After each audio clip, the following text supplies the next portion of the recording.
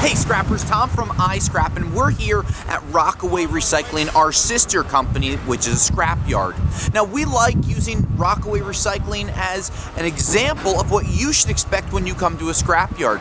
Here, when I come in, first things I see are clarity. I see signs, I see bins, I see areas to move material, and I see customers that are also pulled in. All of these things are really positive, and they give you a better, more confident feeling that you're going to be treated well at that scrapyard. The other thing that we see, a clean floor. It's not dirt, it's not concrete, it's just regular asphalt that gets paved, cleaned very often, so you have a nice clean experience and you don't have to worry about popped tires in your cars. One of the biggest complaints we hear is that I go to my scrapyard, I'm not sure if I'm going to pop my tire or lose $200 in the process, because if I do pop it, they're probably not going to replace it.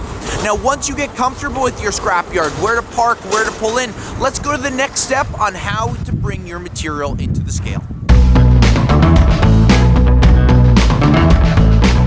My weights are. Now, when I go in here, I see the scale clearly painted in yellow. Gives me the ability to know that when I push my materials on, that my material is going on all the way. So in the next piece, we're going to look at when you push the material on and things to look for at the scale.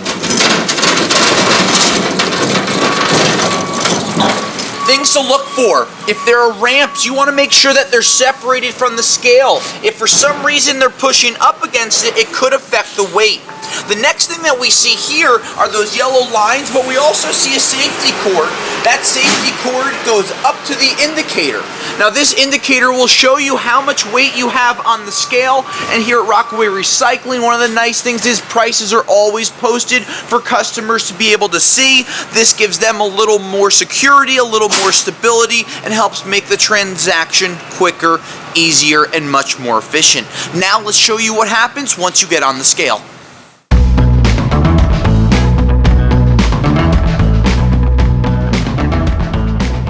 So here we are at the scale. We're doing a transaction with the yard manager or the scale manager on how the materials are.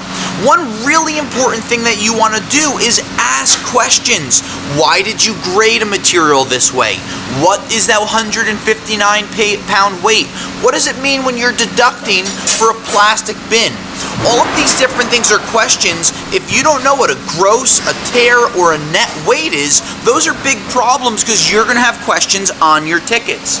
Now, these tickets, when they come in, they all have different grosses, different tears, and different nets. Gross is the amount of all of the material on the scale. The tear is when you're taking some material off, and the net is the material that you have that you're selling, whether it's copper, brass, aluminum, or alike. Knowing what you have and asking questions, that's their job to be able to answer them. And if your scrapyard does not do a good job answering those questions, it's time to use iScrap to find a better scrapyard.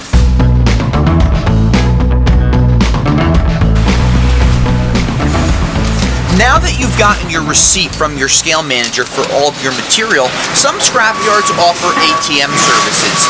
What you want to look for? A nice box. This way not a lot of people can get in here and you have a little bit of privacy when you're cashing out. Most scrapyards should have clear to read instructions. They show you on the screen as well. This way when you go to scan your material, your ticket, you get paid quickly because you can see the exact amount.